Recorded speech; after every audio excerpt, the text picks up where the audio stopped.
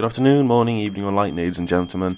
Ruben again with another fun video. Yeah! Sadly, I'm running out of interesting things to say, so, sorry about that, but you all seem to enjoy it anyway. Today's question, which I probably downloaded weeks ago, or saved weeks ago, sorry. Ryan Rants. Comes in from Ryan Rants. Ruben Blab, what are the major elements you look at when playing a game? Are there any elements that make you immediately stop playing a game? If so, what are they? Major elements. I don't know. Atmosphere. Atmosphere's a pretty major element for me. I don't know, that's a hard one then. Because I'll still play a game, I don't know, Dying Light is a terrible story, and voice acting isn't super good or anything, but I still kind of enjoyed playing it, so I guess it really depends on what I'm going for. I mean, The Witcher 3, for example, I don't think the voice acting is exactly fantastic in that game. I still really like playing it. Just actually carried on with it. And the story is, like, good and all that. So that's kind of a hard one, because really it depends on whether I'm actually enjoying the game enough. I guess if I'm not enjoying the game, then I'll care about certain things a lot more in it. But I guess major elements would be, is the voice acting good? Is it atmospheric?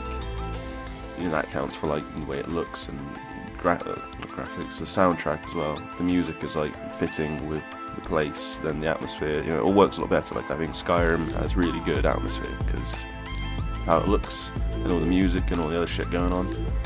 I mean, that has bad voice acting now as well, but I can ignore that because of how good the atmosphere is and how fun the game is. Any elements that would make me stop playing it immediately? If it was repetitive and a boring fucking grind all the time. Like, I know people might say that Skyrim has grinding in it, but it also has lots of other stuff that's fun. You know, like, you only grind, like, making iron daggers, for example, to get your smithing to level 100, sorry. I suppose you might argue that might be contradicting myself there, but that's hardly anything, because you're doing that just to get to, I don't know, just to level up in the rest so you can play the rest of the game. It just helps. So I suppose if it's a really boring grind and you're doing the same thing over and over again, like, I don't know what, I don't like Call of Duty much as it is, but I tried playing the Call of Duty Ghosts campaign about a month ago, maybe 2 months ago actually now. Yeah, like fucking ages ago actually. And the voice acting was, well no, the script was embarrassing, to say the least.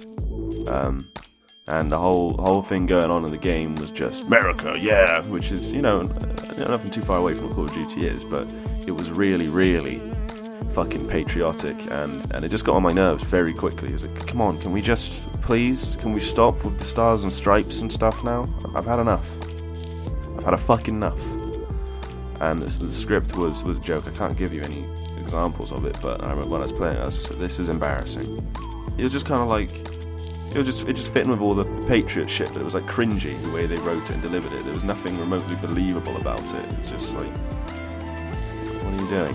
Why?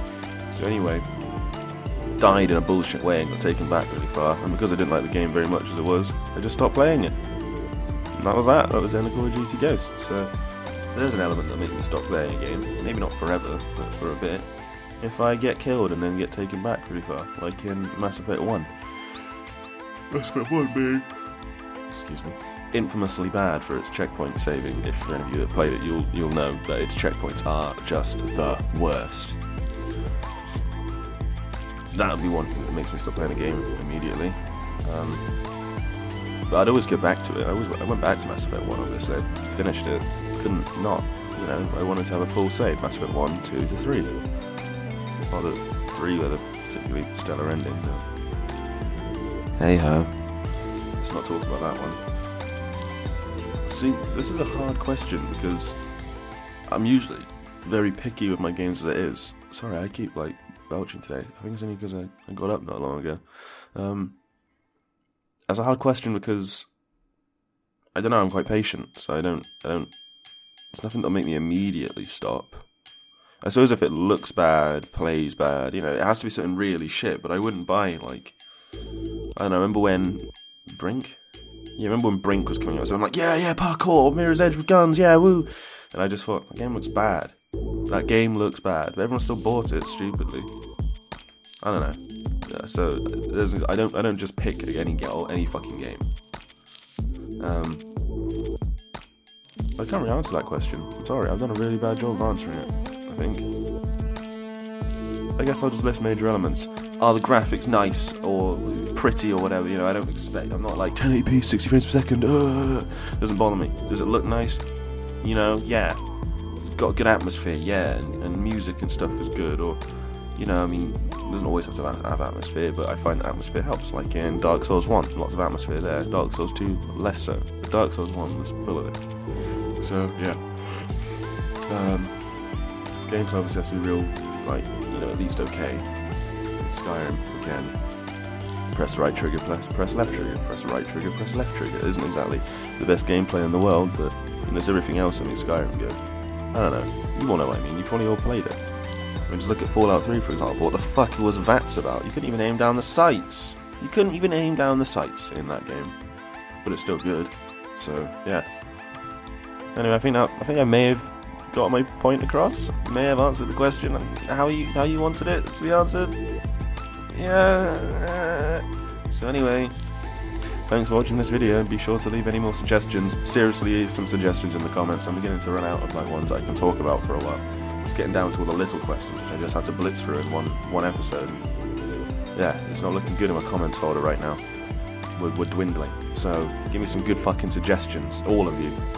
Every single one of you, provided you made it this far. Bye.